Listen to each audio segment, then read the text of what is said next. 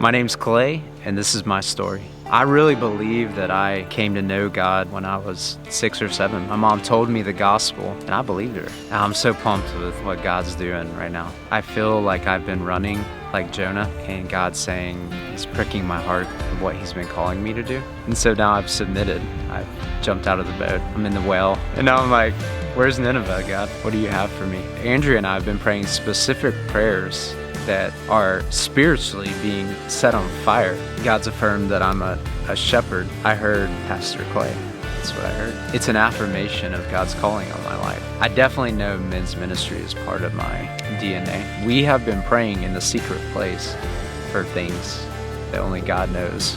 I'm writing a talk right now. It's the spirit of Nebuchadnezzar. Don't bow down to Nebuchadnezzar. So men are tempted to bow down to Nebuchadnezzar. Nebuchadnezzar wants men to submit to him, and especially Christian men. He hates Christian men. It may not be building a statue and bow down.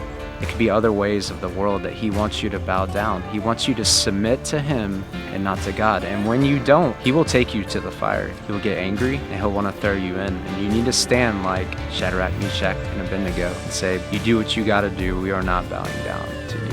And that's what I think God is calling men to do in this generation. You know how Pastor Chuck says, hey, if you want to have children, go get the room ready. That's what I feel like I'm doing. I'm getting the room ready. I'm stepping into in faith. There is a burning fire in me. God has put a word in me for this generation. That's the passion of the message. I do feel like God has woven me in with David. If you look at David's story, so David was a shepherd. God called him into service under Saul. David goes to the front line, see his brothers. So he's talking with his brothers, and Goliath comes up.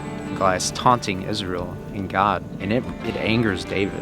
Passion. He says, who is this Philistine? David's brother calls him out. He misreads what's going on, and he looks at David. What's the evil intent of your heart? David's heart was not evil. You know the story, how he went to go fight Goliath. But where I identify with David, I have felt like the forgotten son. And so I've identified with David's heart. The theme of David has kept coming up. Some principle on his way out, he had gotten let go, and he has this last service where he's kind of like blessing people and saying thank you. He saw my heart for a moment. He said, Clay, you're like David. And God has affirmed that in different ways. I don't have time to go through everything.